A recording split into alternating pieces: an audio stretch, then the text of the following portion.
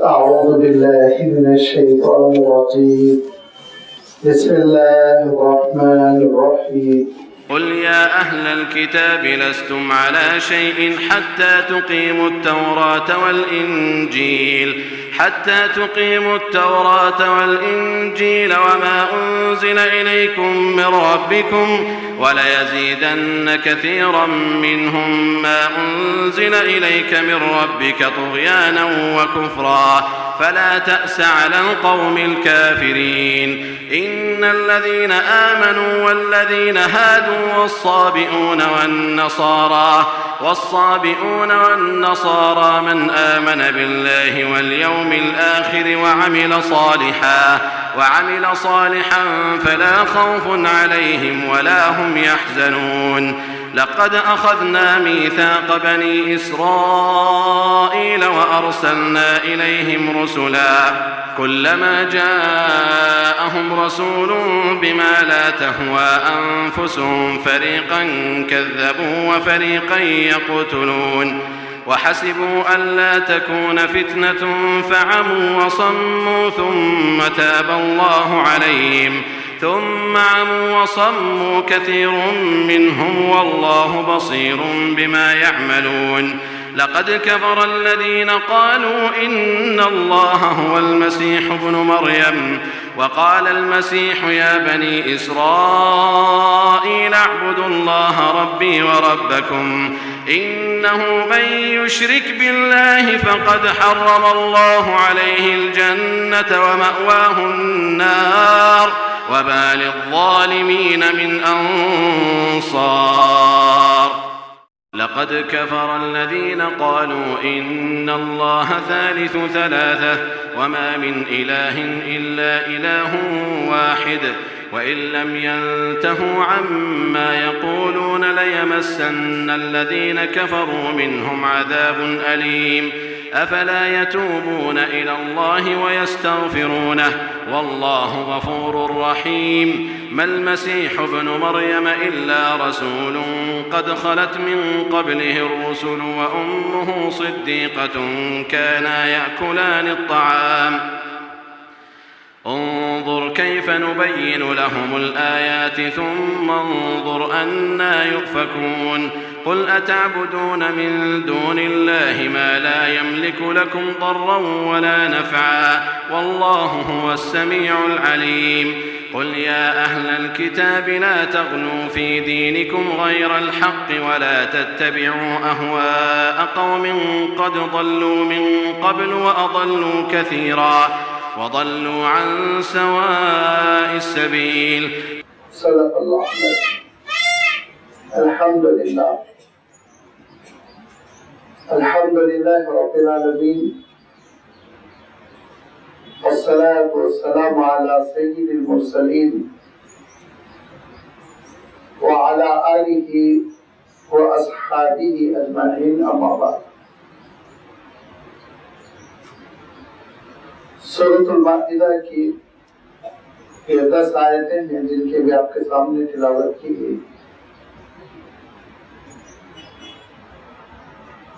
आयत नंबर 66 से सिलसिला शुरू हुआ और 77 पर खत्म हुआ और इस तरह रुकू नंबर 10 का इहाता हुआ।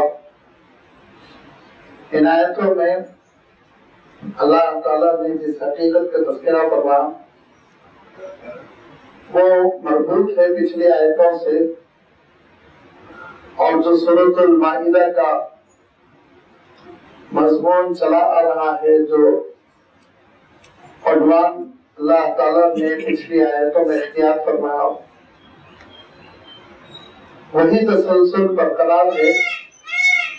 और वो तसलसल ये है कि जब अल्लाह ताला ने शरीयत के अहकाम को एक मुआहदा करार दिया जो बंदे और अल्लाह के दरमियान होता है और उस मुआहदे को पूरा करने का हुक्म दिया।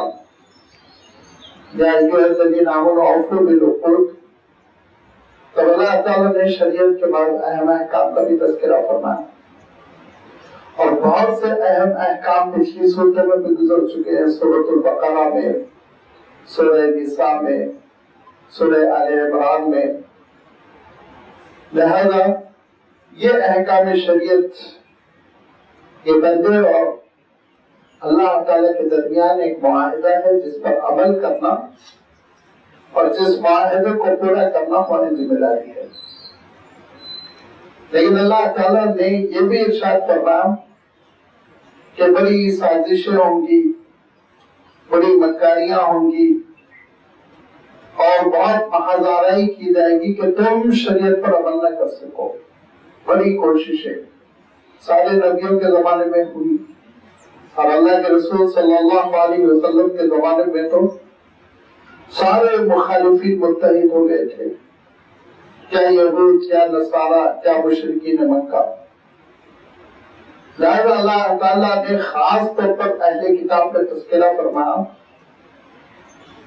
جن میں سر فہرست یہود آتے ہیں، دوسرے نمبر پر عیسائی، اور ان کو اللہ تعالیٰ نے اس لیے مخاطب بنایا اور ان سے تفصیل سے گفتگو فرمائی کہ ان کے پاس کانسیپٹ تھا کتاب کا، تصور تھا رسول کا، ان کے پاس تصور تھا آخرت کا، ان کے پاس عقیدہ تھا شریعت کا، اللہ تعالیٰ کے دین کا، وحی کے نزول کا۔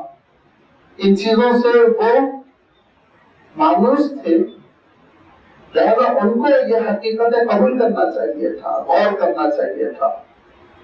اللہ کے رسول صلی اللہ علیہ وسلم کی حمایت میں، تائید میں، ایمان قبول کرنے میں ان کو سبقت لے جانا چاہیے تھا۔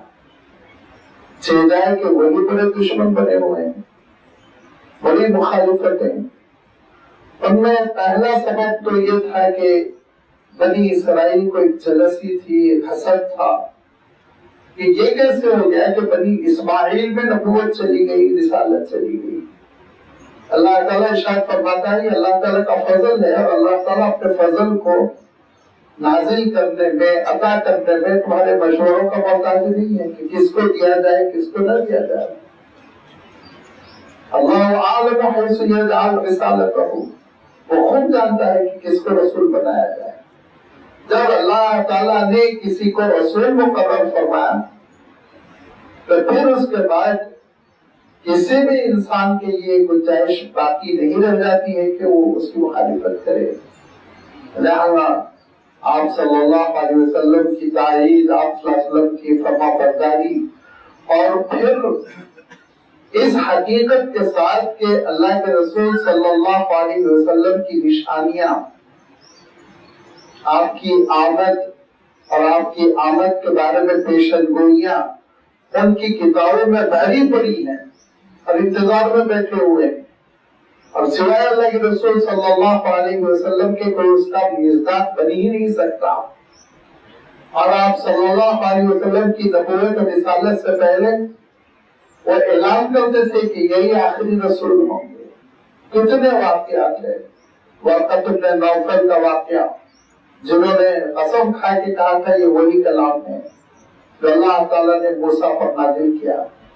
بحیر راہب کا واقعہ جنہوں نے پورے انشراح کے ساتھ، اعتماد کے ساتھ کہا تھا یہی بچہ آگے چل کے آخری رسول بنے گا، اور آپ کے چچا ابو طالب کو نصیحت کی تھی کہ بچے کی نگرانی کرنا، حفاظت کرنا، بہت سی مخالفتیں ہوں گی، دشمنیاں ہوں گی۔ کتنے واقعات ہیں جس سے یہ صاف پتہ چلتا ہے کہ اللہ کے رسول صلی اللہ علیہ وسلم کو پہچاننے میں ان کو دقت نہیں ہوئی تھی، پہچاننے میں دقت نہیں ہوئی تھی۔ طے آپ سیرت پر یہ، اور ہر مسلمان کی یہ ڈیوٹی ہے، یہ فریضہ ہے کہ اللہ کے رسول صلی اللہ علیہ وسلم کی سیرت از اول تا اخیر پڑھنا چاہیے۔ آپ جب سیرت کا مطالعہ کریں گے تو آپ دیکھیں گے کہ کبھی کبھی ان یہودیوں کے اور عیسائیوں کے وفود اللہ کے رسول صلی اللہ علیہ وسلم کی خدمت میں حاضر ہوئے اور یہ کہہ کر گئے کہ آپ سچے رسول ہیں، لیکن ہم دیکھیں گے اپنی کمیونٹی میں، اپنے لوگوں میں، اپنے خاندان میں مشورہ کریں گے۔ مانع جو چیز تھی، رکاوٹ، وہ رکاوٹ تھی حسد، جلسی، ذات پات، ہمارا خاندان اچھا ہے، تو بنی اسرائیل اور اس میں 12 شاخیں اور بڑے بھائی کی شاخ زیادہ عمدہ. ہم بھی یہ سمجھتے تھے کہ ہندوستان میں جو تقسیم ہے تو 4 ذاتوں کی، لیکن بعد میں معلوم ہوا کہ نہیں، ان کی جو بڑی ذات ہے اس کی بھی 12 13 14 قسمیں ہیں. کوئی شرما ہوتا ہے، کوئی شاستری ہوتا ہے، کوئی یہ ہوتا ہے، کوئی بڑا ہے، کوئی چھوٹا ہے. تقریباً یہی چیز بنی اسرائیل میں تھی اور اب بھی ہے، تھی نہیں اب بھی ہے کہ ان کی جو اعلیٰ ذات ہے تو اعلیٰ ذات میں بھی 12 بھائیوں کی بنیاد پر، 12 قبیلوں کی بنیاد پر الگ الگ مقام، الگ الگ فضیلتیں ہیں.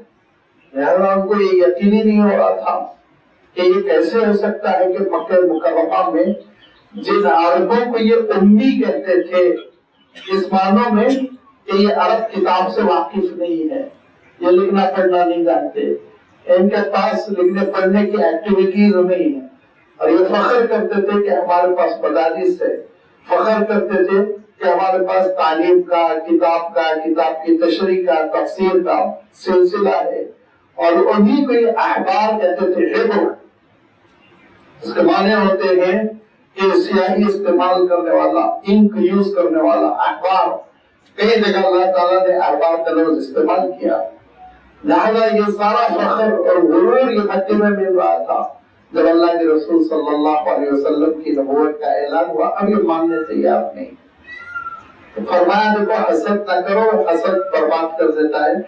اور اس کی مثال دے دی اللہ تعالیٰ نے، بہت تفصیل کے ساتھ یہ بات گزر چکی کہ حابیل و قابیل کی مثال دی.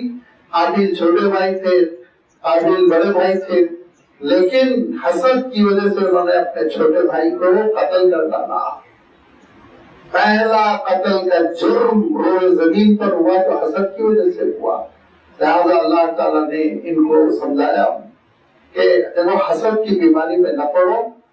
جو اللہ تعالیٰ فیصلہ فرماتا ہے، جس کو جو چاہتا ہے دیتا ہے.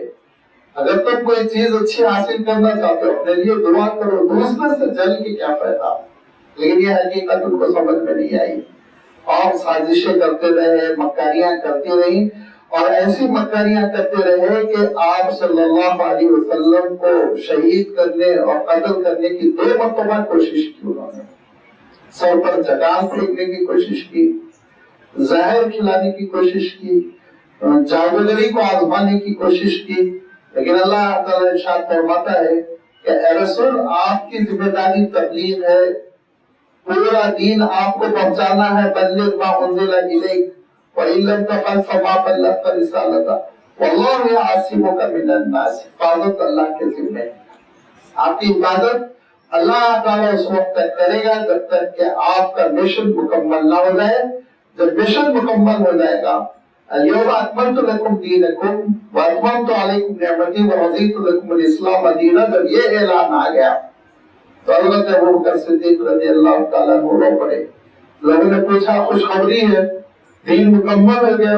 کہا دیکھو مکمل ہونے کے بعد کیا ہوتا ہے؟ ہر پہاڑ کی چوٹی پہ پہنچنے کے بعد نیچے ہی آنا پڑتا ہے نا. جب آپ پیک پہ پہنچ گئے، آخری اینڈ پہ پہنچ گئے، تب اس کے اوپر تو کوئی چیز نہیں رہے گی. تو فرمایا کہ اب اس کے معنی یہ کہ دھیرے دھیرے ہم سے نعمتیں کم ہوں گی. اللہ کے رسول صلی اللہ علیہ وسلم واپس تشریف لائے، حجۃ الوداع کی آیت نازل ہوئی اور آنے کے بعد اللہ کے رسول صلی اللہ علیہ وسلم کی نقاہت برتی گئی، مرض حلال شروع ہوا، یہاں تک کہ پھر آپ صلی اللہ علیہ وسلم کی وفات ہو گئی. لہذا اللہ تعالیٰ ارشاد فرماتا ہے کہ رسول آپ کی ڈیوٹی ہے کہ آپ جو کچھ نازل ہو رہا ہے پہنچاتے رہیے. آپ فکر نہ فرمائیں کہ آپ کی حفاظت ہوگی کہ نہیں ہوگی، حملہ ہو جائے گا کہ نہیں. اور یہ اس کی تفصیل میں آپ کی خدمت میں رکھ چکا ہوں کہ اللہ کے رسول صلی اللہ علیہ وسلم کو جو انشراح تھا، اطمینان تھا کہ مجھے کوئی گزند نقصان نہیں پہنچا سکتا ہے، اس کے متعدد واقعات ہیں. پھر اللہ تعالیٰ نے جن یہودیوں نے مخالفت کا دامن کھول رکھا تھا، سب سے بڑا محاذ انہوں نے قائم کیا تھا. سب سے بڑا محاذ مکے کے لوگوں کو بلا کر حملہ کرواتے تھے، خود سازشیں کرتے تھے اور بادیہ نشین عرب کے دیہاتوں کو بہکاتے تھے. نفاق پھیلا رکھا تھا اور اسی سازش اور مکاری تھی جو انہوں نے نہیں کی تھی.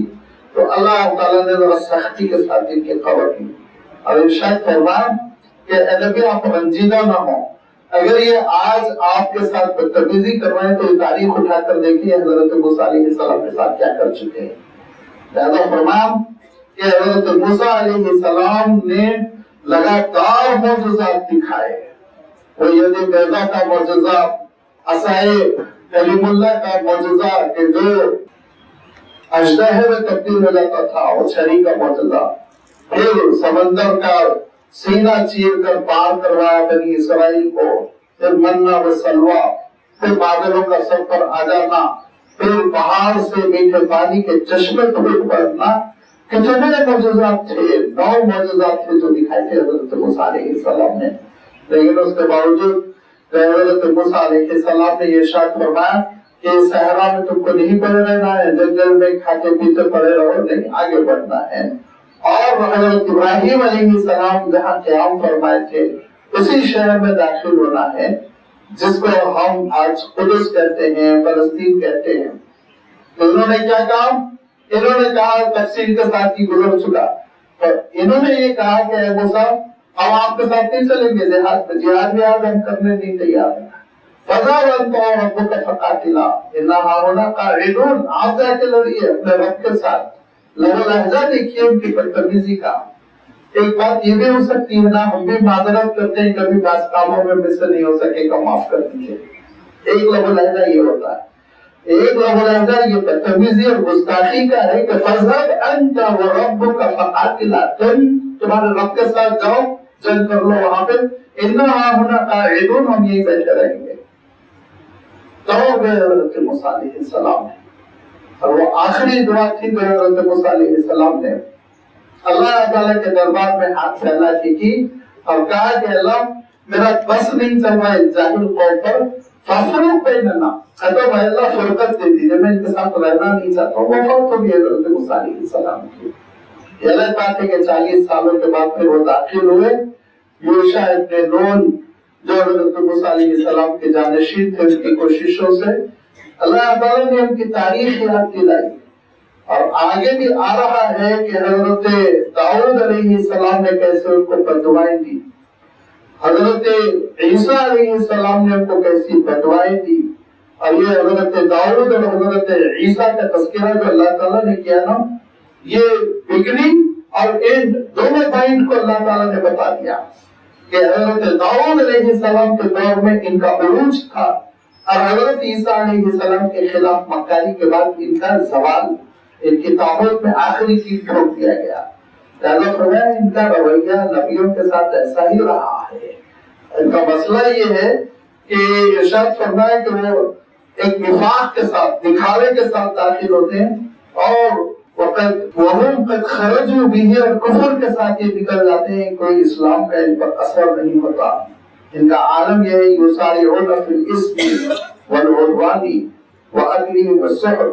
حرام کھانے کے لیے عجلت کرتے ہیں، گناہوں کو پھیلانے میں عجلت کرتے ہیں، ظلم و زیادتی یہ لادنے اور مسلط کرنے کی کوشش کرتے ہیں، ہمیشہ یہ جنگوں کا ماحول پیدا کرتے ہیں. اللہ تعالیٰ ہے کہ ان جگہوں کی آگ کو ٹھنڈا فرماتا ہے.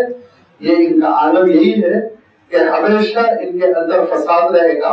واللہ لا يحب المفسدین، اور ایسے فسادیوں کو اللہ تعالیٰ پسند نہیں فرماتا.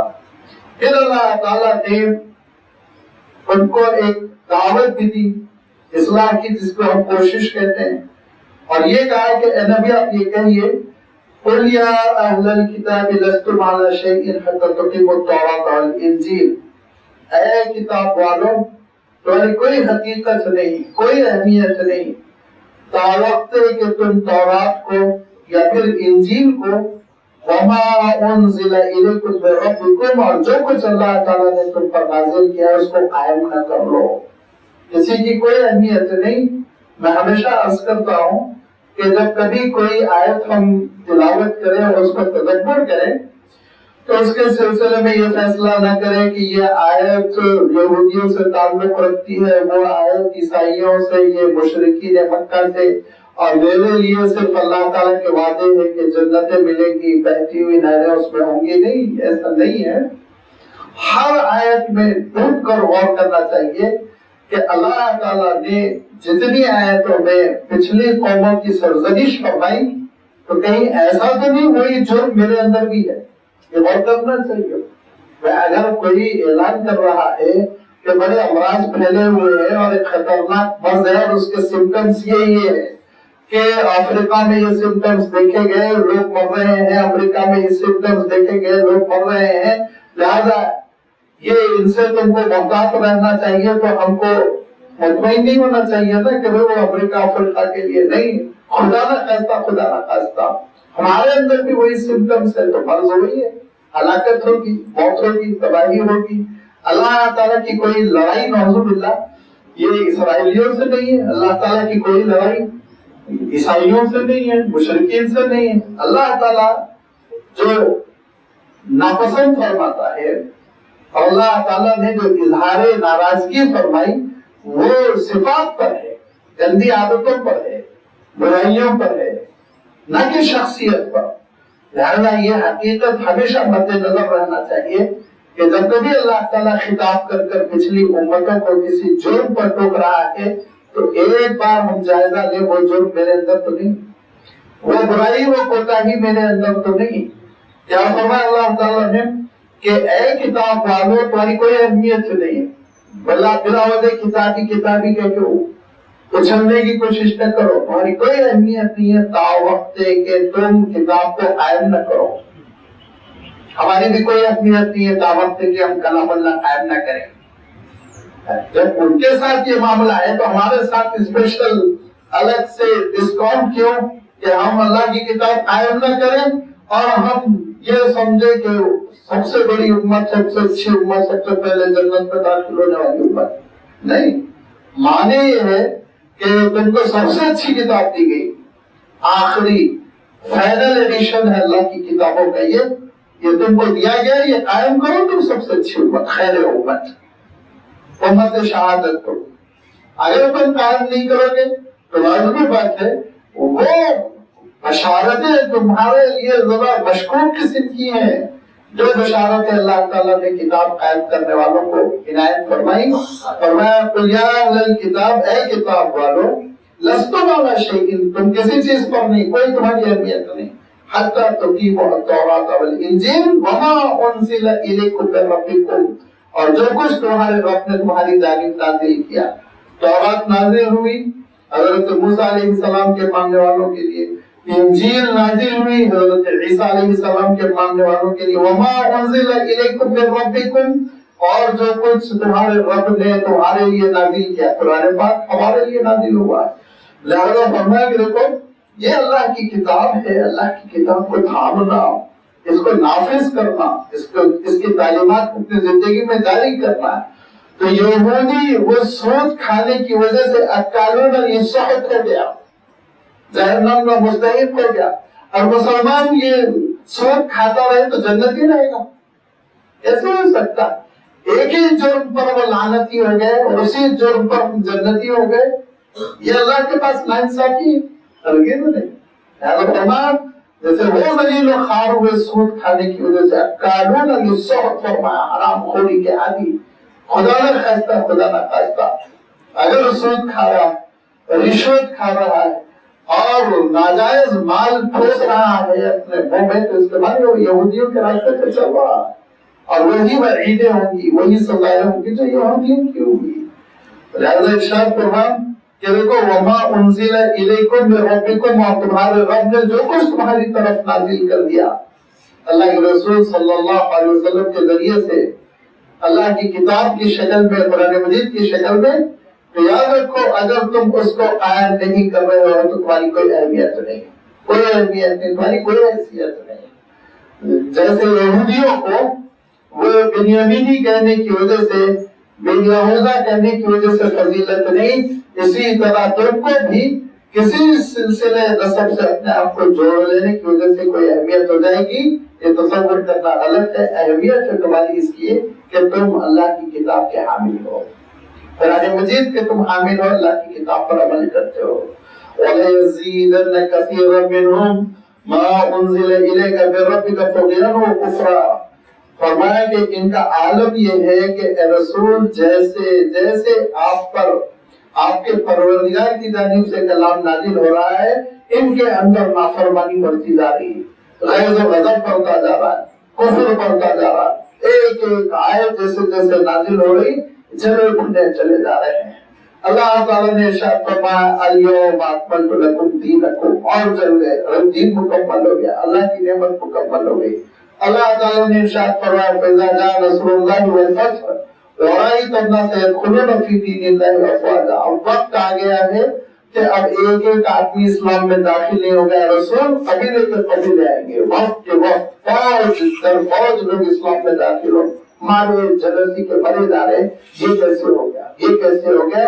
ہم تو چاہ رہے تھے کہ اسلام کے پودوں کو جڑ سے اکھاڑ کر پھینک دیں، یہاں کی ترقی ہوتی جا رہی، اضافہ ہی اضافہ ہوتا جا رہا ہے۔ فلا تحسب علی القوم الکافرین، آپ کو کافروں پر مایوس ہونے کی ضرورت نہیں، کفر پر مر رہے آپ مایوس نہ ہو، آپ کا کام تبلیغ ہے، آپ پہنچاتے رہیے۔ ان الذین آمنوا والذین هادوا والصابئون والنصارى من آمن بالله والیوم الآخر وعمل صالحا فلا خوف علیہم ولا هم يحزنون۔ اللہ تعالیٰ کے پاس عالم یہ ہے کہ چاہے وہ مسلمان ہو، ان الذین آمنوا، یا پھر والذین ہادوا، جنہوں نے یہودیت اختیار کر رکھی ہے، والصابئون، یا وہ جو ستارہ پرست تھے، عراق کی قوم تھی جو صابی کہلاتی تھی، جو ستاروں کی پرستش کرتی تھی، جو حضرت ابراہیم علیہ السلام کی دعوت قبول نہیں کی تھی۔ حضرت ابراہیم علیہ السلام نے ستارہ پرستی کے خلاف، ستاروں کو خدا نہ بناؤ، یہ دعوت دی تھی نا، پھر ہجرت کر گئے تھے، وہاں سے چلے گئے تھے، روانہ ہو گئے تھے۔ تو جو قوم کفر پر بچی رہی تھی وہ صابی کہلاتی تھی۔ اگرچہ ان کے پاس بعد میں اور بھی نبی و رسول آئے، لیکن انہوں نے پوری قدر نہیں کی، اور ویسے ہی وہ اپنے پرانے مسلک پہ پڑے رہے۔ پھر فرمایا والنصارى، اور عیسائی جو نصارہ کہلاتے تھے، اس بنیاد پر کہ حضرت عیسیٰ علیہ السلام کا تعلق ایک خاص علاقے سے تھا، ناصرہ، اور اس علاقے کو کہتے تھے، اب بھی ہے وہ شہر فلسطین میں، تو اس بنیاد پہ وہ نصارہ کہلاتے تھے۔ فرمایا چاہے کوئی یہودی ہو، چاہے صابی ہو، چاہے عیسائی ہو، چاہے مشرک ہو، من آمن باللہ والیوم الآخر، اللہ پہ ایمان قبول کر لے اور آخرت پر ایمان قبول کر لے، اور ایمان کے ساتھ ساتھ وعامل صالحا، اعمال کی اصلاح کر لے، گناہوں سے باز آ جائے، اللہ تعالیٰ کے پاس اس کے لیے وعدے ہیں، فلا خوف علیہم ولا هم يحزنون، کہ اس کو نہ خوف ہوگا اور نہ ہی غم ہوگا۔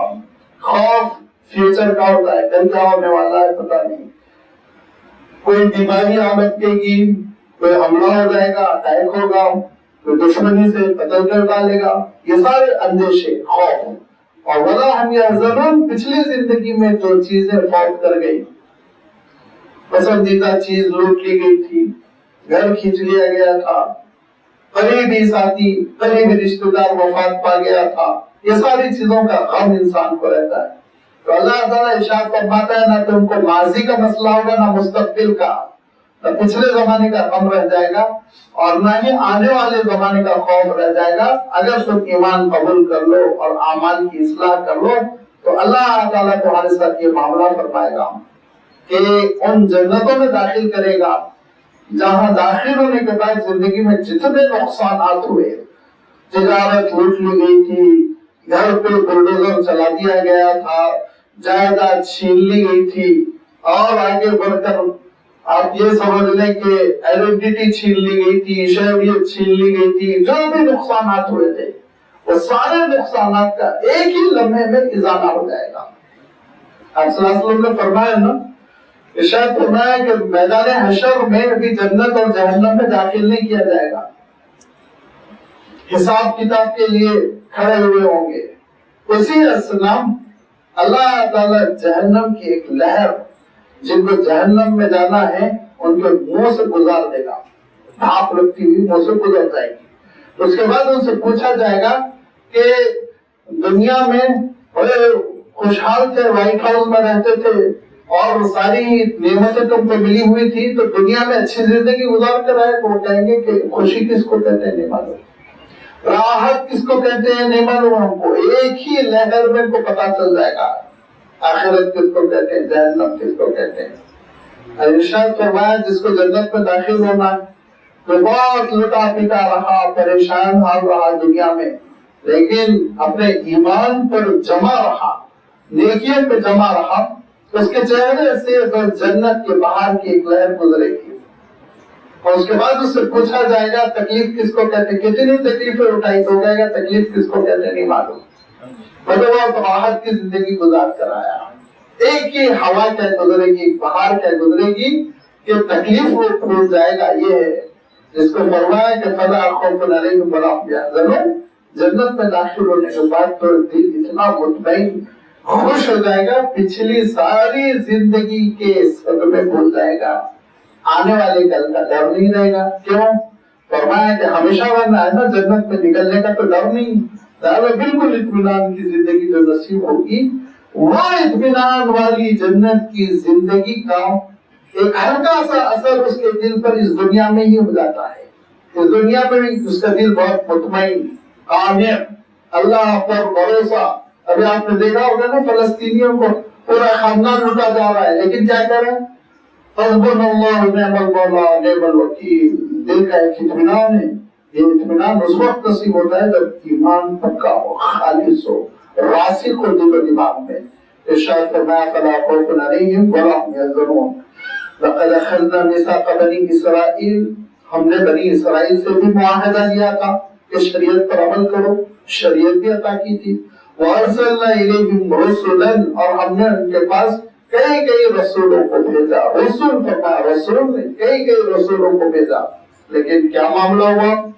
كلما جاءهم رسول بما لا تهوى انفسهم فريقا كذبوا فريقا يقتلون، جب ان کے پاس اللہ کے وہ رسول آئے جو ایک ایسی شریعت لائے تھے، ایسا دین لائے تھے جس دین میں ان کے خواہشات نفس کی رعایت نہیں کی گئی تھی۔ بما لا تهوى انفسهم، جو دلوں میں خواہشات تھی، وہ خواہشات کی ہوائیں نفس کی رعایت نہیں تھی، اللہ کا دین تھا۔ یاد رکھیے دو چیزیں ہیں، ایک ہوائے نفس ہے اور ایک اللہ کا دین ہے۔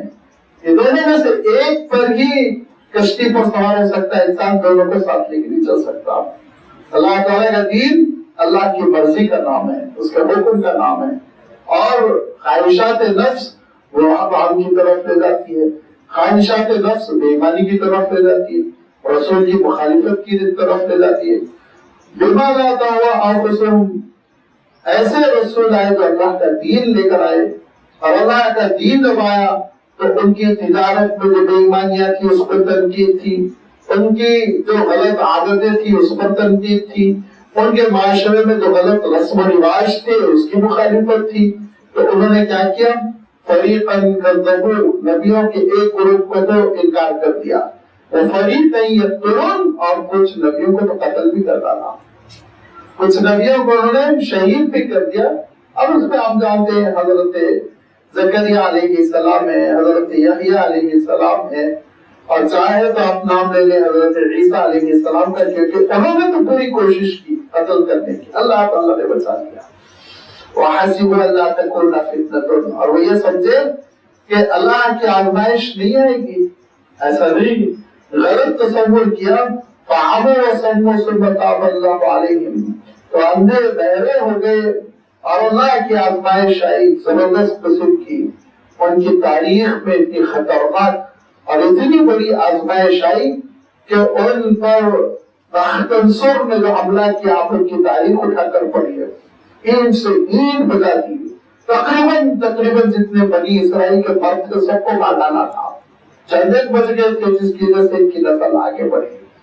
اور جیسے بکروں کو اور جانوروں کو گلے میں رسی ڈال کے لے جایا جاتا ہے، ویسے ہی ان کے قیدیوں کو لے گیا تھا، وہ لے کر چلا گیا تھا، قصہ ختم کر دیا تھا۔ بعد میں ان میں سے ایک اہل اللہ تھے، ان کے بعد ان کو نبی بھی مانتے ہیں، ان کی دعائیں تھی کہ اللہ تعالیٰ نے فتوحات عنایت فرمائی۔ پھر اس کے بعد اللہ نے ان کی توبہ قبول کی، اور توبہ قبول کرنے کے بعد ٹھیک ٹھاک ہو گئے، 700-800 سال تک جمتے رہے، ترقی کرتے رہے، نسلیں بڑھتی رہی، پھیلتے پھولتے رہے، پھر نافرمانی کرتے چلے گئے. حضرت زکریا علیہ السلام کے ساتھ دست درازی کی, حضرت یحییٰ علیہ السلام کے ساتھ بدتمیزی کی, حضرت عیسیٰ علیہ السلام کو صلیب پہ چڑھانے کی کوشش کی, اور اس کا نتیجہ یہ نکلا کہ پھر اللہ تعالیٰ نے روم کے ایک بادشاہ کو بھیجا, 35 نامی بادشاہ, جس بادشاہ نے ان کو چھٹی کا دودھ یاد دلا دیا, ختم کر دیا قصہ. ہیکل سلیمانی کو ایسا زمین دوز کیا کہ اس کا مقام ان کو یاد نہیں رہ گیا کہ کس مقام پہ ہیکل سلیمانی, اس مقام پہ بلڈنگ تھی وہ پتہ نہیں ان کو. ایسا اس نے میدان کو صاف کر دیا. لہٰذا اللہ تعالیٰ ارشاد فرماتا ہے ثم عموا وصموا كثير منهم, توبہ قبول کر لینے کے بعد اور اللہ تعالیٰ عافیت و سلامتی دینے کے بعد پھر یہ اندھے و بہرے بنے, نافرمان ہوئے, بغاوت کی, تو پھر قصہ ختم ہو گیا. واللہ بصیر بما یعملون, اللہ تعالیٰ جو کچھ وہ کر رہے ہیں اس سے واقف ہے. اور یہی ان کی کوششیں جاری رہی. تو اللہ تعالیٰ نے صلاح الدین ایوبی رحمۃ اللہ علیہ کے ہاتھوں ان کو ٹھیک کیا. یہ ان کی کوششیں جاری رہی تو اللہ تعالیٰ نے جرمنی میں پچھلے صدی میں ان کے ساتھ جو معاملہ ہوا وہ تاریخ جانتی ہے.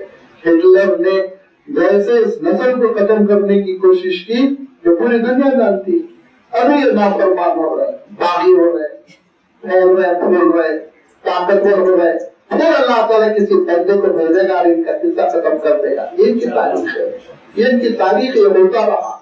جب کبھی یہ مظلوم رہے, سازشی اور مکار رہے, جب کبھی یہ حکمران رہے تو ظالم رہے. ان کی تاریخ میں وہی پہلو ہے. ان کے اندر شرافت ہے ہی نہیں. اگر شرافت ہوتی تو حضرت یوسف علیہ السلام کو کنویں میں کیوں پھینکتے؟ سوچنے کی بات ہے نا. ان کا اپنا سگا بھائی تھا, حضرت یعقوب علیہ السلام کے صاحبزادے تھے, وہ تو اقتدار بھی نہیں مانگ رہے تھے, حکومت بھی نہیں مانگ رہے تھے. تو ان کے ڈی این اے میں ظلم و زیادتی, جیلسی, حسد, دوسرے انسانوں کو قتل کرنا, قتل و غارت گیری پالیسی, یہ ان کی تاریخ ہے, بھری ہوئی ہے. کسی بھی چیز پہ آپ تعجب مت کیجیے کہ ایک انسان کیسے اتنا بڑا ظلم کر سکتا ہے, تو ہاسپٹلس کو تباہ کر رہا ہے. یہ ان کا نیچر ہے, یہ ان کی عادت ہے, کرتے رہیں گے اور پھر یہ اس کی سزا بھی پاتے رہیں گے. ارشاد فرمایا کہ واللہ بصیر بما یعملون, اللہ تعالیٰ واقف ہے جو کچھ ہی کرتے چلے آ رہے ہیں. اب اس کے بعد سے اللہ تعالیٰ نے اہل کتاب میں سے دوسرے گروپ سے خطاب فرمایا. سیکنڈ گروپ کون تھا؟ وہ حضرت عیسیٰ علیہ السلام کے ماننے والوں کا. اور یہ ان لوگوں نے دوسری گمراہی شروع کر دی. اس دوسری گمراہی کی حقیقت یہ کہ حضرت عیسیٰ علیہ السلام جن حالات سے گزرے, پھر آپ کے خلاف جو سازشیں ہوئی, صلیب پہ چڑھانے کے لیے جیسے لے کے گئے, صلیب پہ لٹکانے کے لیے ذلت کے ساتھ پتھر پھینک رہے ہیں, پیروں کے نیچے کانٹے ڈال رہے ہیں, نعرے لگا رہے ہیں, گندی گالیاں دے رہے ہیں, جلوس کر کے لے کے جا رہا ہے. مظلوم ہے حضرت عیسیٰ علیہ السلام. اور پھر اچانک اس مجمع سے حضرت عیسیٰ علیہ السلام غائب ہو جاتے ہیں. اس سے پہلے سورہ نساء میں یہ وضاحت آپ کی خدمت میں رکھی گئی تھی جب اللہ تعالیٰ نے ارشاد فرمایا کہ وما صلبوہ وما قتلوہ یقینا فرفعہ اللہ الیہ, نہیں صلیب پہ چڑھا سکے, صلیب پہ نہیں لٹکا سکے, قتل نہیں کر سکے, اللہ نے آسمان پر اٹھا دیا. اس وقت میں نے وضاحت کی تھی مجمع میں سے حضرت عیسیٰ علیہ السلام کیسے آسمان پر اٹھا لیے گئے. شام کا وقت تھا اور صلیب پہ لٹکانا تھا, اور اس زمانے کا رواج تھا کہ جس کو صلیب پہ لٹکانا ہے وہ کراس کو, صلیب کو اپنے کندھے پہ لے کے چلتا ہے.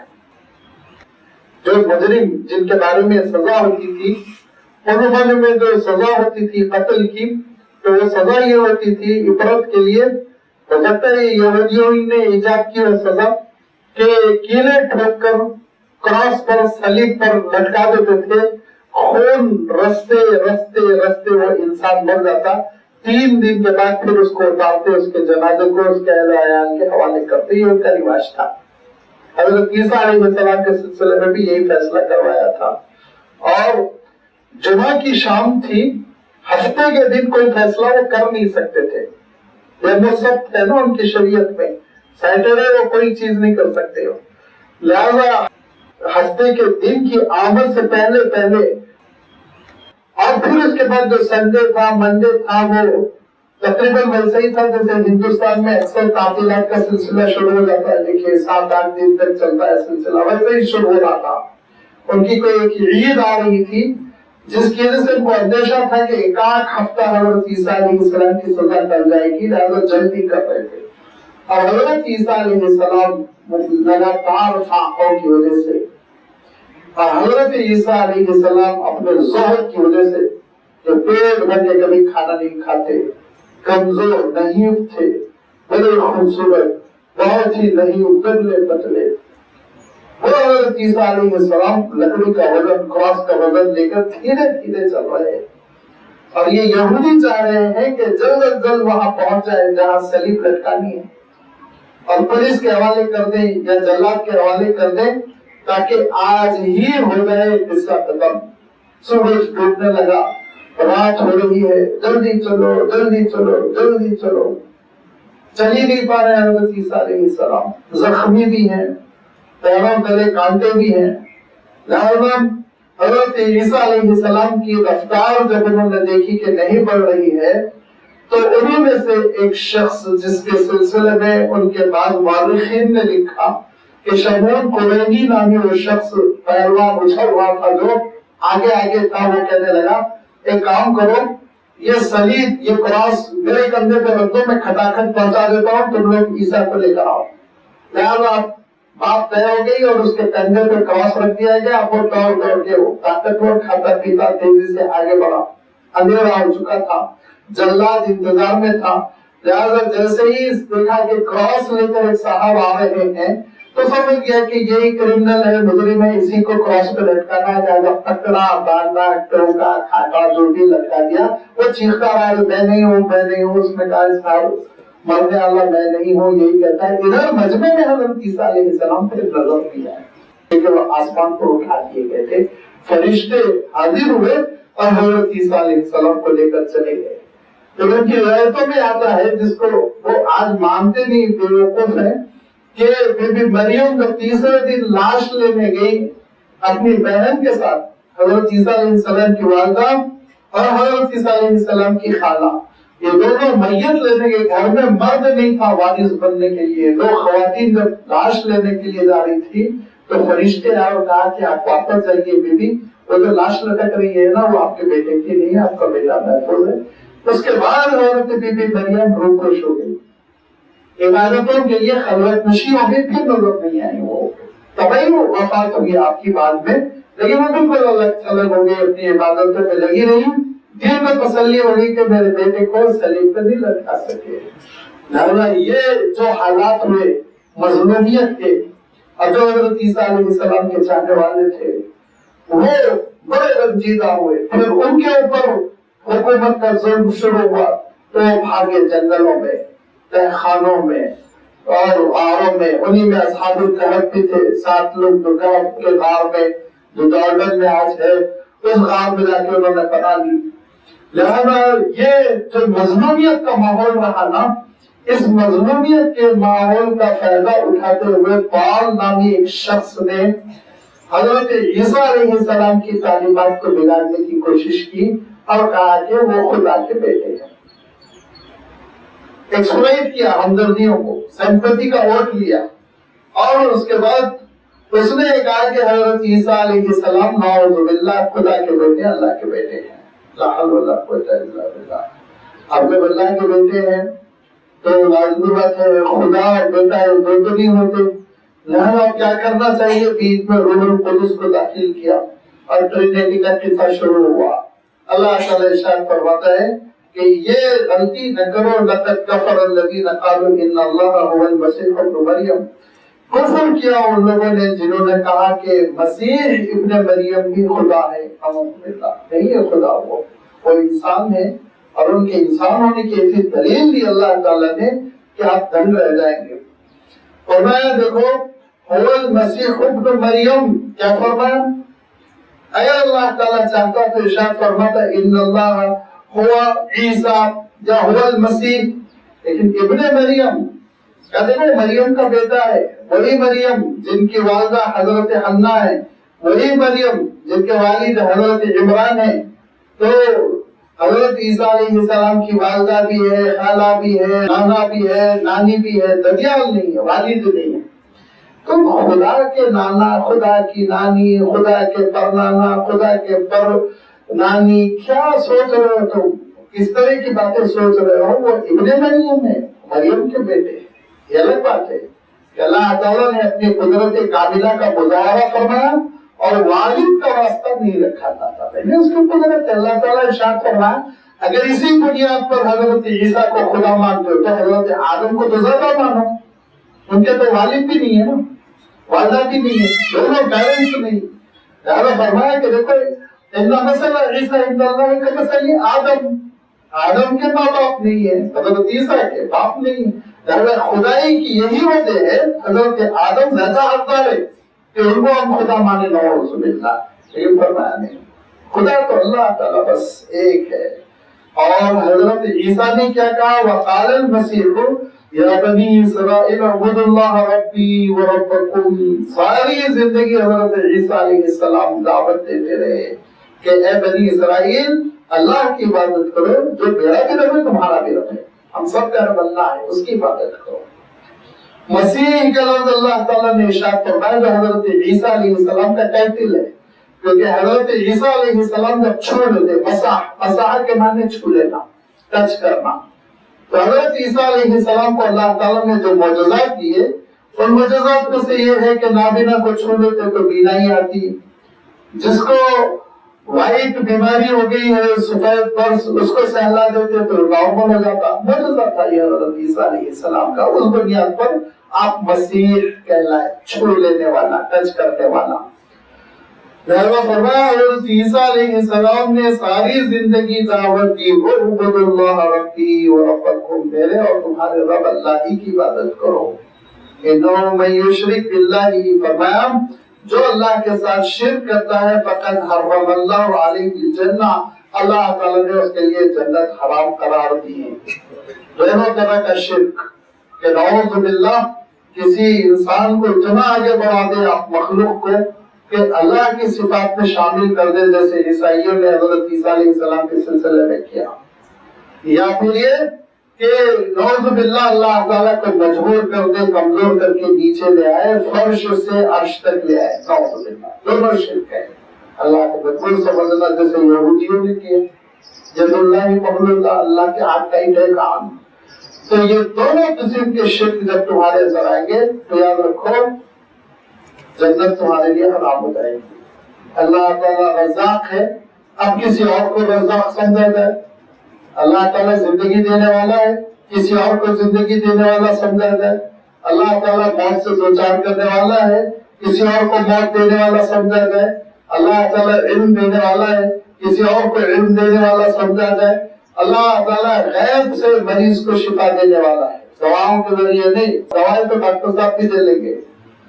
اب اگر کوئی یہ سمجھتا ہے کہ ایسی صفت کسی اور میں ہے کہ وہ بغیر دوا کے شفا دے سکتا ہے، شرک کر رہا، اللہ تعالیٰ کے ساتھ شریک کر رہا ہے اس کی صفت عطا میں۔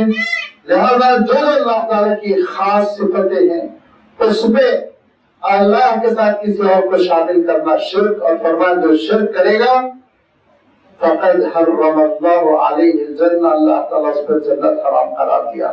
وَمَأْوَاهُ النَّارُ، اس کا ٹھکانہ آگ، اس کا ٹھکانہ آگ ہوگا۔ اور یہ دیکھیں اسلام کی جو بنیاد ہے نا وہ شرک سے بیزارگی، اسلام کی جو بنیاد ہے توحید خالص، اللہ کی صفات میں کسی کو شریک نہ کرنا۔ وَمَا لِلظَّالِمِينَ مِنْ أَنصَارٍ، ایسے ظالموں کا قیامت کے دن کوئی مددگار نہیں ہوگا، کوئی کام نہیں آئے گا کہ آ کے حجت کرے، ان کی سفارش کرے، ان کو جہنم سے نکال کر جنت میں داخل کرے، ہرگز نہیں۔ لَقَدْ كَفَرَ الَّذِينَ قَالُوا إِنَّ اللَّهَ ثَالِثُ ثَلَاثَةٍ، کفر کیا ان لوگوں نے جنہوں نے کہا اللہ تعالیٰ تین میں سے ایک ہے۔ تو کہتی یہی تو ہے نا تثلیث، کیا ہے کہ اللہ تعالیٰ وہ ان کی اصطلاح میں اقنوں میں اول، اقنوں میں ثانی، ہولی اسپرٹ، روح القدس، اقنوں میں ثالث حضرت عیسیٰ علیہ السلام۔ یہ تین خدا ہے ان کے پاس، تین خدا مل کے ایک ہوتا ہے، اور ایک بچ کر تین ہوتے ہیں، بیچاروں کی میتھمیٹکس بھی کمزور ہے، ایک ایک ہے، تین تین ہے۔ تو کیسے ہو سکتا ہے؟ لاجک تو مانتی ہی نہیں نا. یا تو کہو دین ہے ٹھیک ہے جیسے ہمارے پاس ہے کہ ہر ذرے میں شنکر ہے ٹھیک ہے ایک عقیدہ ہے تم کم سے کم یہ تو سمجھ میں آ رہا ہے نا کہ لاجک ہے ان کے پاس. یہاں تو کوئی لاجک ہی نہیں ہے. یہاں تو یہ کہ وہ تین ایک ہے اور ایک پھر وہ تین ہے. نعوذ باللہ. وما من الہ الا الہ واحد. اللہ کے سوا کوئی معبود نہیں وہ تنہا خدا ہے. ارشاد واقعہ ہے لازمی بات ہے. سورۃ الاخلاص میں جو بات ارشاد فرمائی گئی نا کہ قل هو اللہ احد اللہ الصمد. دنیا میں اس کو ضرورت نہیں ہے. بیٹے کی اولاد کی ضرورت اس کو ہوتی ہے جس کو موت آنے کا اندیشہ ہے تو ختم ہو جائے گا. تو اس کے ختم ہونے کے بعد اس کی نسل جاری رہے اس لیے اولاد ہوتی ہے. جانوروں میں بھی یہ مسئلہ ہے کہ ان کی نسل چلتی رہے. اللہ تعالیٰ دنیا میں ساری چیزیں کمزوریاں مخلوق کی اس کے پاس ہے ہی نہیں. وَإِلَّمْ يَنْتَوَا مَا يَقُولُونَ. جو تم کہہ رہے ہو اگر اس سے باز نہ دو لَيَمَسَّنَّ الَّذِينَ كَفَرُوا مِنْهُمْ عَذَابٌ أَلِيمٌ. تم کو دردناک عذاب سے دوچار کر دیا جائے گا. تم دردناک عذاب سے دوچار ہو جاؤ کہ أَفَلَا يَتُوبُونَ إِلَى اللَّهِ. کیا تم توبہ نہیں کرتے؟ کیا وہ عیسائی دنیا توبہ نہیں کرتی؟ وَيَسْتَغْفِرُونَهُ. اور استغفار اپنی خطا پر نادم ہو کر اللہ سے رجوع نہیں کرتے. وَاللَّهُ غَفُورٌ رَحِيمٌ. تو بہت بخشنے والا بڑا مہربان ہے. اس نے تو اعلان کر دیا قُلْ لِعِبَادِيَ الَّذِينَ أَسْرَفُوا عَلَىٰ أَنفُسِهِمْ لَا تَقْنَطُوا مِن رَحْمَةِ اللَّهِ. اللہ کی رحمت سے کبھی مایوس نہ ہونا. تم اللہ سے چاہے جتنی دور جا چکے ہو توبہ کر لو پلٹ جاؤ بس ختم. اللہ کی رحمتیں تم پر چھا جائے گی. تمہاری توبہ قبول ہوگی. لہذا ان کو بھی سمجھایا گیا کہ توبہ کرو اس غلط عقیدے سے.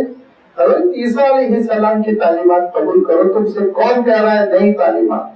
جو عیسیٰ علیہ السلام کی تعلیمات آج نیو ٹیسٹمنٹ میں ہے کم سے کم ان کو سمجھنے کی کوشش کرو. المسیح ابن مریم الا رسول. اور مریم کے بیٹے مسیح کچھ نہیں تھے مگر رسول. المسیح ابن مریم الا رسول. ہاں رسول ہونا خود ایک بہت بڑی فضیلت ہے اس میں کوئی شک نہیں. لیکن رسول ہونا اور خدا ہونا دونوں کا فرق ہے. آگے اللہ تعالیٰ نے ایک بہت اہم بات ارشاد فرمائی. اسی موقع پر میں وضاحت کروں گا کہ رسول اللہ ہم کیا کہتے ہیں؟ اللہ نے بھیجا. تو بھیجنے والا وہ حاکم ہوا وہ قادر ہوا اس کا آرڈر ہوا اس نے بھیجا نا. اور جو آ رہا ہے وہ محکوم ہوا آرڈر قبول کیا بات سن کے آیا ہو. دونوں میں فرق ہونا چاہیے نا. تو یہ تو ایسی ہی ہے مثال کے طور پر کہ کوئی صاحب پریسیڈنٹ اور ایمبیسیڈر دونوں کو ایک قرار دے. بہت فرق ہے. پریسیڈنٹ ایک ہوتا ہے ایمبیسیڈر سینکڑوں ہوتے ہیں. جتنے ممالک اتنے ایمبیسیڈر رہیں گے. تو پریسیڈنٹ بھیج رہا ہے وہ اس کے محکوم ہوئے آرڈر قبول کیا. انہوں نے لیٹر لے کر گئے دوسرے ملک میں. لیٹر کو انہوں نے پریزنٹ کیا کہ میں انڈیا کا نمائندہ یہ. اور جو پریسیڈنٹ ہے وہ صدر جمہوریہ ہے. مثال دے رہا ہوں میں آسانی کے لیے. اللہ تعالیٰ ہے وہ اپنی صفات بھی یکتا ہے. قادر مطلق ہے کسی کا کوئی محتاج نہیں. اور اللہ کے رسول وہ اللہ کے بندے ہوتے تھے. وہ عبادت کرتے تھے دعا کرتے تھے. حضرت عیسیٰ علیہ السلام کی فضیلتوں کو بڑھانے کے لیے اونچے مقام تک پہنچانے کے لیے تم نے خدا کا بیٹا کہا. لیکن اللہ تعالیٰ ارشاد فرماتا ہے لن يستنكف المسيح ان يكون عبدا لله ولا الملائكة المقربون. حضرت عیسیٰ علیہ السلام نے اللہ کے دربار میں سجدہ کرنے میں کبھی آر محسوس نہیں کیا. بندگی کرنے میں پریشانی بدلنے میں دامن پھیلا کے دعا کرنے میں حضرت عیسیٰ علیہ السلام نے نہ صرف یہ کہ آر نہیں محسوس کیا بلکہ فضیلت محسوس کی. فخر کیا کہ میں اللہ کا بندہ ہوں. اور تم چاہتے ہو کہ ترتیب الٹی کر دی جائے. وَمَا الْمَسِيحُ ابْنُ مَرْيَمَ إِلَّا رَسُولٌ قَدْ خَلَتْ مِن قَبْلِهِ الرُّسُلُ. تم خود مانتے ہو حضرت عیسیٰ علیہ السلام سے پہلے کئی رسول گزرے. وہ خود مانتے ہیں نا. وہ خود مانتے ہیں حضرت ابراہیم علیہ السلام کو. وہ خود مانتے ہیں حضرت اسحاق علیہ السلام کو حضرت یعقوب علیہ السلام کو حضرت موسیٰ علیہ السلام کو حضرت داؤد علیہ السلام کو حضرت سلیمان علیہ السلام کو. اور بھی رسول ہیں جن کا عقیدہ وہ خود رکھتے ہیں کہ یہ پروفٹس ہیں. تو حضرت عیسیٰ کے جب ایک اللہ کے رسول ہے تو ان کو خدائی میں کیوں شریک کر رہا ہے؟ یہ ان کی گمراہی ہے. قد خلت من قبلہ الرسل، حضرت عیسیٰ سے پہلے بھی کئی رسول گزر چکے، وَأُمُّهُ صدیقہ، اور ان کی والدہ بڑی نیکوکار تھی۔ صدیقہ کا میں ترجمہ ہی نہیں کر سکتا ہوں۔ اتنا نیک ہونا کہ نبوت سے پہلے کی منزل تک پہنچ جانا، اور یہ انسان کی آخری کوشش ہو سکتی ہے، کیونکہ نبوت تک پہنچنا انسان کے بس میں نہیں۔ نبوت ٹوٹل اللہ کا فیصلہ ہے، یاد رکھیے۔ نبوت اور پھر نبوت کے بعد اور اونچا مقام رسالت کا ہوتا ہے، رسول کا۔ یہ وہ درجہ ہے جو صرف اور صرف اللہ تعالیٰ عطا فرماتا ہے۔ ہزار انسان محنت کر لے، نبوت اور رسالت نہیں حاصل کر سکتا، اس کے بس میں نہیں۔ صدیق بن سکتا ہے اپنی ریاضتوں کے ذریعے سے، اپنی عبادتوں کے ذریعے سے۔ صدیق کے معنی کیا ہے؟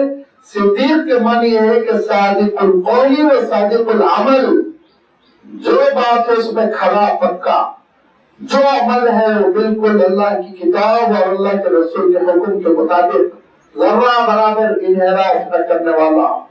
اسی لیے ہم لوگ حضرت ابوبکر رضی اللہ تعالیٰ عنہ کو صدیق اکبر کہتے ہیں، کہ سب سے زیادہ اللہ کی کتاب اور اللہ کے رسول صلی اللہ علیہ وسلم کی اتباع کرنے والے حضرت ابوبکر تھے، صدیق اکبر ہے۔ ایسے ہی خواتین میں بہت سی صدیقات ہوئی ہیں۔ اللہ کے رسول صلی اللہ علیہ وسلم حضرت بی بی مریم کا ذکر فرماتے تھے، حضرت آسیہ جو تھی تو فرعون کے ماتحتی میں، لیکن بہت اللہ والی خاتون تھی، جنہوں نے حضرت موسیٰ علیہ السلام کی پرورش کی تھی۔ اور آپ صلی اللہ علیہ وسلم حضرت ام المومنین خدیجہ الکبریٰ رضی اللہ تعالیٰ عنہ کا ذکر فرماتے تھے۔ اللہ کے رسول صلی اللہ علیہ وسلم حضرت فاطمہ رضی اللہ تعالیٰ عنہ کا ذکر فرماتے تھے۔ اللہ کے رسول صلی اللہ علیہ وسلم ام المومنین حضرت عائشہ رضی اللہ تعالیٰ عنہ کا ذکر فرماتے تھے۔ یہ سب اپنے وقت کی صدیقہ تھی۔ ام المومنین حضرت خدیجہ الکبریٰ رضی اللہ تعالیٰ عنہ بیمار ہوئی، اور اللہ کے رسول صلی اللہ علیہ وسلم نے دیکھا کہ یہ مرض یہ ذرا اہم قسم کا ہے، خطرناک ہے، کہ اس میں علالت کا اندیشہ ہے، نزا کی کیفیت ہے۔ تو آپ صلی اللہ علیہ وسلم نے کہا کہ بی بی آپ اپنے ساتھیوں کو، یعنی یہی صدیقات ہیں، بی بی آپ اپنی ہمجولیوں کو، حضرت آسیہ کو اور بی بی مریم کو میرا سلام کہتے ہیں، تھوڑے دنوں کچھ ہی وقت میں آپ ادھر شفٹ ہونے والی ہے۔ تو یہ وہ خواتین ہیں جو دین کے لیے، اللہ کے حکم پر، اللہ کے دین کے لیے استقامت، ثابت قدمی، وہ بی بی مریم میں، کہ حضرت بی بی مریم جن کے بارے میں اللہ تعالیٰ ارشاد فرماتا ہے اے ایمان والوں، تمہارے لیے حضرت بی بی مریم یہ ایک اسوہ ہے، ایک ایگزامپل، ایک نمونہ ہے، کہ صدقت بھی کلمات ربیہا وکتبہ، اللہ کی کتابوں، اللہ کے احکام پر پوری طرح ثابت قدم، صادق القول، صادق العمل، کہ بچپن میں ان کو وقف کر دیا گیا مسجد اقصی میں، لیکن انہوں نے کسی بات پر احتجاج نہیں کیا کہ یہ سزا مجھے کیوں دی جا رہی۔ حجرہ آپ جا کے دیکھیے، اتنا سا ہے 4x4 کا حجرہ، جس میں حضرت بی بی مریم رہا کرتی تھی، اسی میں وہ پروان چڑھی، نہ کھانے کی شکایت نہ پینے کی شکایت، اور جو کچھ ان کے لیے ٹفن آتا وہ غریبوں میں تقسیم کر دیتی، اس زمانے کے اعتبار سے جیسے سوکھی چیزیں کھانے کی۔ یہاں تک کہ اللہ تعالیٰ نے ان کی اس ادا کو اتنا پسند فرمایا کہ ان کے پاس خود اللہ تعالیٰ کی جانب سے پھل آیا کرتے تھے، غیر موسم کے پھل آیا کرتے تھے۔ ان کا عالم یہ تھا کہ وہ اللہ تعالیٰ کی جانب سے حکم ہوا، اقنت لربک کی وجودی ورکعی مع الراکعین، طویل قیام کیجئے، لمبی نمازیں پڑھیے۔ تو وہ نوجوان خاتون وہ لمبی نمازیں پڑھتی چلی گئی، لمبی نمازیں، طویل قنوت، رکوع، سجود، یہاں تک کہ دیکھا کہ ایک نورانی سی شخصیت کھڑی ہوئی، گھبرا گئی اور کہنے لگی کہ اگر خوف خدا ہے تو میرے قریب نہ پھٹکنا، ورنہ میں فرشتہ ہوں، جبرائیل ہوں، اللہ کا حکم لے کر آیا ہوں کہ اللہ تعالیٰ آپ کو بیٹا عطا کرے گا۔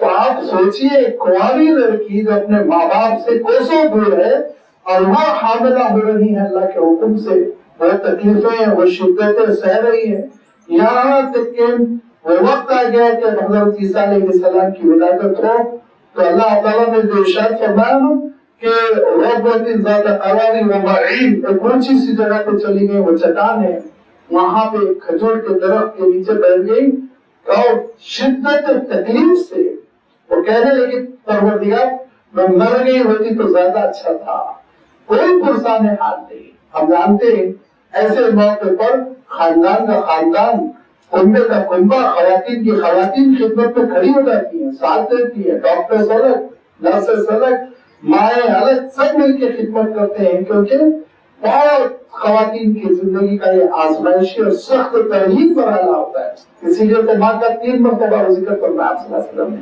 لیکن حضرت بی بی مریم کے پاس کوئی نہیں، لیکن اللہ سے شکوہ نہیں، اللہ کیا مصیبت پہ ڈال دیا، نہیں ملی تھی کیا؟ نہیں، جو اللہ کا حکم وہ پورا ہوگا۔ اللہ تعالیٰ نے کہا آزمایا، تکلیف سے گزری ہو، پھر اللہ تعالیٰ نے ارشاد فرمایا بیٹی آپ جس درخت کے نیچے اس کو ہلائیے، تازہ تازہ کھجور گریں گے، وہ آپ کھا لیں، آپ کو درد میں کمی محسوس ہوگی، پیروں تلے چشمہ ہے، میٹھا میٹھا پانی پی لیں، اس سے آپ کو تقویت ہوگی، پھر حضرت عیسیٰ علیہ السلام کی ولادت ہوگی۔ اب رکو ہوا کہ لے کے آبادی میں جاؤ، اب گود میں لے کر حضرت بی بی مریم حضرت عیسیٰ علیہ السلام کو لے کر پہنچی تو یہ چاہتے ہیں تو یہودی بنی اسرائیل سلیقے سے بات کر سکتے ہیں، لیکن کتنی بدتمیزی کی ہو، اے ہارون کے خانوادے کی لڑکی، تم نے غلط کیا کہہ دیتے، ٹھیک ہے قابل برداشت ہوتا ہے نا، تم نے غلط کیا، نہیں کیا کہا ماکانہ ام کی بدیہ، تیری ماں تو اسی ناپاک نہیں تھی نا، ماں کو کیوں لائے بیچ میں، ماں کو کیوں بیچ میں لائے؟ جبکہ حضرت حنا حضرت عمران کی جو اہلیہ تھی، وہ حضرت عمران ان کے زمانے کے صدر امام تھے، آپ کی اصطلاح میں کہہ رہا ہوں، اس وقت بہت اونچا مقام تھا، انتقال فرما چکے تھے اس وقت کو، لیکن حضرت بی بی مریم کے جو والد تھے یعنی حضرت حنا کے شوہر، وہ حضرت عیسیٰ علیہ السلام کے نانا حضرت عمران، وہ بہت بڑے بزرگ تھے، بنی اسرائیل میں ان کی بڑی مقبولیت تھی، اللہ والے تھے، معتکف رہتے تھے، عبادتیں کرتے تھے، ایسے نیک خاندان کے سلسلے میں اتنی بدتمیزی کے ساتھ کہنا تیری ماں پہ گندی گئی تھی، کیا گزری ہوگی سوچیے حضرت بی بی مریم پہ، صبر کیا ہو تو کیسے کیا ہوگا۔ یہ موقع تو یہ تھا کہ حضرت بی بی مریم کو فتویٰ دیتی کہ اللہ تعالیٰ تمہاری زبانیں تمہارے حلق سے نکال کر پھینکنے لگے گئے، خاموش رہی، یہاں تک کہ انہوں نے اپنے بچے کی جان کو خطرہ محسوس کیا، ماں ڈالنے والے، خاموش سے نکل گئی، مصر چلی گئی، 16-17 سال مصر میں رہ کر واپس آئی، اور پھر اس کے بعد سے جو حضرت عیسیٰ علیہ السلام کے ساتھ معاملہ کیا، جو زیادتیاں کی، سونے پر چڑھانے کی کوشش کی، سب کا صبر کے ساتھ مشاہدہ کیا، وہ انہوں صدیقہ، وہ صدیقہ تھی، وہ اللہ والی تھی، اور اللہ والی ایسی اللہ والی تھی کہ سب سے اعلیٰ مقام پر فائز تھی، وہ اپنی عبادتوں کی وجہ سے، اپنی اطاعت کی وجہ سے، دونوں کی فضیلت دیکھیے، حضرت عیسیٰ رسول ہے اور والد محترمہ صدیقہ ہے، لیکن ارشاد فرمایا ہے اس کے باوجود کانا یاکلانی الطعام، قربان جائیے قرآن مجید کے اس لب و لہجے پر اللہ تعالیٰ کے جو الفاظ ہیں اتنے محتاط ہے، ہر دو کھانا کھایا کرتے تھے، بس اتنا ہی فرما۔ انسانیت کی دلیل، بشر ہونے کی دلیل کیا دی؟ ہر دو، یعنی حضرت بی بی مریم بھی، حضرت عیسیٰ علیہ السلام بھی کھانا کھایا کرتے تھے۔ آگے بدذوق ہو تو بدذوقی کی باتیں کرے گا، لیکن جو کھانا کھاتا ہے اس کو ضرورت سے فارغ ہونا پڑتا ہے، جو کھانا کھاتا ہے اس کو بدنگی ہوتی ہے، کھانے کا انتظام کرنا پڑتا ہے، بازار جانا پڑتا ہے، خریدنا پڑتا ہے، پکانا پڑتا ہے، ساری ان کمزوریوں کو جو انسان کے ساتھ لگی ہوئی ہے، جن سے کوئی بھی انسان بری نہیں ہے، کوئی بھی انسان جن سے وہ محفوظ نہیں ہے، یہ ضروریات زندگی یہ دونوں کے ساتھ بھی تھی، تو تم ان کو خدا کیسے سمجھتے ہو؟ سمجھانے والے نے سمجھایا نا کہ اگر جنم بھومی ہے اور جنم لے رہا ہے تو خدا تو جنم لے لیتا، لم یلد ولم یولد، اس کے معنی تم کہہ رہے ہو کہ وہ مخلوق تھے، وہ مجبور تھے، پھر مر گئے، پھر ان کے ابا تھے، پھر ان کی امی تھی، پھر ان کی شادی ہوئی، ابو بیوی کے ساتھ بڑے معاملے ہوئے 14 سال ادھر ادھر، تو ساری انسانی مجبوریاں لگی ہوئی ہیں، اس کے باوجود خدا بنا بیٹھے ہو کہاں تمہاری عقل ہے؟ یہاں بھی یہی بات اللہ تعالیٰ نے ارشاد فرمائی کہ کھانا یا کھلانی اطعام، یہ ہر دونوں کھانا کھایا کرتے تھے، ساری انسانی مجبوریاں، اور آپ ڈیٹیل میں وہ لسٹ بنا لیجیے جو کھانے کے ساتھ لگی ہوئی ہیں۔ انظر کیف نبین لهم الآیات، ذرا دیکھو ہم کیسے کھول کھول کر اپنی آیتوں کو بیان کرتے ہیں، کوئی چیز عقیدے کی مخفی نہ رہ جائے۔ سمندر انا یؤفکون، پھر انسانوں کو دیکھو، نادان الٹے پاؤں کیسے الٹ پڑتے، گمراہی کی طرف کیسے چلے جاتے ہیں۔ قُلْ أَتَعْبُدُونَ مِن دُونِ اللَّهِ، کیا تم عبادت کرتے ہو اللہ سے ہٹ کر، مَا لَا يَمْلِكُ لَكُمْ، ان چیزوں کی جو قادر نہیں ہے، مالک نہیں ہے تمہارے لیے، ضرًا ولا نفع، نہ نقصان کے اور نہ ہی فائدے کے، مالک ہی نہیں ہے، وہ نہیں کر سکتے۔ ان کا عالم یہ ہے کہ وہ خود مجبور ہے، وہ خود مخلوق ہے۔ واللہ هو السمیع العلیم، بے شک اللہ تعالیٰ بڑا سننے والا، بہت علم رکھنے والا ہے۔ قل يا أهل الكتاب لا تغلوا في دينكم غير الحق ولا تتبعوا أهواء قوم قد ضلوا من قبل وضلوا كثيرا وضلوا عن سواء السبيل۔ اے کتاب والو، دین کے معاملے میں غلو نہ کرو، غلو نہ کرو۔ جو میں نے کہا تھا نا، میں اشارہ کر رہا ہوں، آگے تفصیل کروں گا۔ یہی دیکھیے، غلو کے معنی ہی ہوتے ہیں کہ آپ کسی بھی چیز کو یا تو گھٹا دیں یا بڑھا دیں، اس کی اہمیت گھٹا دیں یا اس کی اہمیت بڑھا دیں۔ یہ جیسے ہی آپ کریں گے تو لازمی بات ہے دین کا پورا نقشہ بگڑ جاتا ہے، جیسے آپ کی باڈی کا نقشہ بگڑ جائے گا۔ ہمارے برادران وطن ہاتھی کا چہرہ لگاتے ہیں نا، نقشہ کیسا بگڑا ہوا ہے اس کا۔ ان کے خود اچھے خاصے لوگ کہہ رہے تھے کہ اگر آپ نے اس کو مار ہی ڈالا تھا، آپ اتنے بڑے دیوتا تھے، آپ کو یہ نہیں معلوم آپ کا بیٹا ہے، جب آپ نے کاٹ ہی ڈالا تھا تو آپ جنگل جا کے ہاتھی کا سر کیوں نہ، وہیں تو اس کا سر گرا ہوا تھا نا، وہی لگانا چاہیے تھا۔ معقول بات ہے کہ نہیں؟ تو ذرا آپ یہ دیکھیے کہ کسی انسان کا جسم ہے، پیر گھوڑے کا ہے، کسی انسان کا جسم ہے ہاتھ بندر کا ہے، کسی انسان کا جسم ہے تو اس کو سونڈ لگا دی جائے، کسی انسان کا جسم ہے اس کو پیچھے شیر کی دم لگا دی جائے، بہت جنگل کرا جائے، خوبصورت لگے گا اچھا۔ یہی ہے غلو، کہ جو چیز جیسی ہے ویسے قبول کرو۔ اللہ تعالیٰ نے جس چیز کو جس مقام پر رکھا اسی مقام پر رکھو۔ اللہ کا ولی ہے تو ولی رکھو، صحابی نہ بناؤ، صحابی ہے تو صحابی رکھو، رسول نہ بناؤ، رسول ہے تو رسول رکھو، خدا نہ بناؤ۔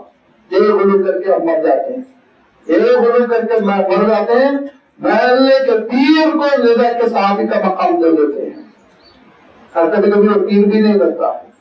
میں خود بچپن میں جب خودپورہ جایا کرتا تھا، میرے والد صاحب کے بڑے گہرے دوست تھے عارف الدین فاروقی کا فاروق، بہت زیادہ ان کی وفات تک میں جاتا رہا۔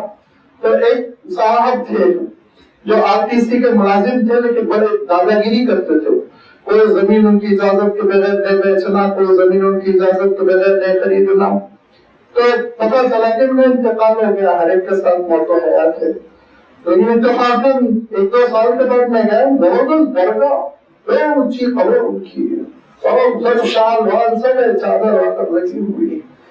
جبکہ میں جن مرحوم کے پاس جایا کرتا تھا وہ خود بہت شاکی تھے ان سے، میرا لگا بن گئی ان کی، میں نام کیوں ذکر کروں، اگر میں نام ذکر کیا تو یاقوت پورہ ابن گنج میں جا کے آپ قبرستان میں وہ قبر دیکھ سکتے ہیں۔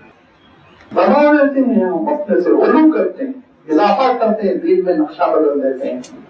یہ اس کے بعد پھر سالانہ فنکشن، اس کے بعد پھر نظر و نیاز، کہا کہ اے کتاب والو، تمہارے پاس تو کتاب ہے، قرآن مجید اللہ کی کتاب ہے، اللہ کی کتاب کی ناقدری کر کر دین میں غلو نہ کرو۔ جس کو اللہ نے جو مقام دیا ہے، اللہ کی کتاب کا مقام سب سے اہم ہے، اللہ کی کتاب ہماری زندگیوں میں ویسے ہی رہے، عبادت بھی ہو، تدبر بھی ہو، تذکیر بھی ہو، عمل بھی ہو۔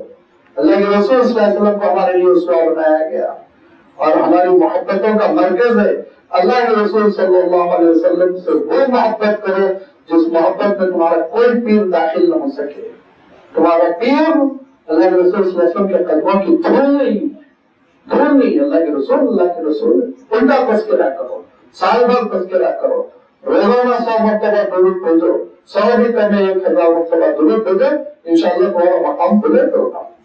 اللہ کے رسول صلی اللہ علیہ وسلم نے فرمایا کہ قیامت کے دن مجھ سے وہ لوگ بہت قریب رہیں گے جو کثرت سے مجھ پہ صلاۃ و سلام بھیجتے تھے۔ دیکھو اس کا احترام کرو، کوئی مخالفت کر رہا ہے، لیکن جو خرافات میں امت کھو جاتی ہے وہ غلو ہے۔ فرمایا لا تغلو فی دینکم، اللہ کے دین میں غلو نہ کرنا، کبھی زیادتی نہ کرنا، بے عینی ہی جیسا دین ہے ویسے اختیار کرنا، غیر الحق کی جب کبھی غلو کریں گے تو یہ حق کے خلاف ہوگا، اللہ کے کلام کے خلاف ہوگا، اللہ کے رسول صلی اللہ علیہ وسلم کے ارشادات کے خلاف ہوگا۔ وَلَا تَتَّبِعُوا أَهْوَاءَ قَوْمٍ، کچھ لوگوں کی خواہشات کے غلام نہ بنو کہ ان کی خواہش ایسا ہونا چاہیے، میری خواہش ایسا ہونا چاہیے، نہیں، اللہ اور اس کے رسول کے احکام کے پابند بنو۔ اور بالخصوص ارشاد فرمایا کہ عیسائی دنیا کا مسئلہ کیا ہوا کہ رومیوں سے بہت متاثر ہوئے۔ رومی جو تھے مشرک تھے، اور ان رومیوں کا جو سب سے بڑا مندر تھا وہ ابھی جو جارڈن کا کیپٹل ہے عمان، اس میں تھا، وہ عمان کی مندر تھی بہت بڑی، ابھی ہے ٹوٹی پھوٹی، عمان کی مندر سے وہ عمان کہلانے لگا شہر۔ تو مشرق قوم تھی رومیوں کی، یہ رومی بہت اثر کر گئے عیسائیوں پر، چونکہ ان رومیوں نے مدد کی نا عیسائیوں کی، عیسائیوں کے ساتھ ہو گئے تھے، یہودیوں سے انہوں نے جنگ کی تھی، تو ان کے اثرات قبول کر کر انہوں نے شرک شروع کر دیا، مجسمے بنائے تو کس کے بنائے؟ حضرت عیسیٰ علیہ السلام کا۔ مجسمہ بنایا تو کس کا بنایا؟ حضرت بی بی مریم کا۔ حالانکہ حضرت عیسیٰ علیہ السلام کی شریعت میں، حضرت موسیٰ علیہ السلام کی شریعت میں، سب کی شریعت میں مجسمے حرام رہے، اسٹیچو بنانے کی اجازت کہیں نہیں دی رہی۔ پھر بھی قد ضلوا من قبل، کہ یہ ایسی قوم کی پیروی کر گئے جو ان سے پہلے گمراہ ہو چکی تھی، اور پھر اس کے بعد انہوں نے وَأَضَلُّوا كَثِيرًا، بہت سارے لوگوں کو گمراہ کر دیا۔ یاد رکھیے گمراہی یہ بالکل کورونا کی طرح ہے، بہت پھیلتی ہے۔ ہدایت کے لیے، دین کے لیے، سچی بات کے لیے بہت جتن کرنی پڑتی ہے، جیسے ایک ڈاکٹر کو بڑی محنت کرنی پڑتی ہے ایک پیشنٹ کو ٹھیک ٹھاک کرنے کے لیے، علاج میں علاج، وہ وینٹیلیٹر بھی لگا ہوا ہے اور گلوکوز بھی چل رہا ہے، اینٹی بائیوٹکس بھی دیے جا رہے ہیں، ہفتوں لگ رہے ہیں، لیکن بڑی مشکل سے پھر پیشنٹ ٹھیک ہوتا ہے۔ لیکن بیماروں نے کورونا میں کیا مسئلہ تھا؟ بس میں سفر کیا، معلوم ہوا شام سے بخار شروع ہو گیا، کوئی جتن کی ضرورت نہیں تھی۔ یہی گمراہ ہونے میں بہت لوگوں کے لیے آسانیاں ہیں، کھٹ سے گمراہ ہو جاتے ہیں، لیکن ہدایت پانے کے لیے بڑی محنت کرنی پڑتی ہے۔ تو انہوں نے اضلوا كثيرا، بہت سارے لوگوں کو گمراہ کر دیا، بہت ساری دنیا آج گمراہ ہے، آپ جانتے ہیں، بڑی تعداد وہی عیسائی نام لیتی ہے۔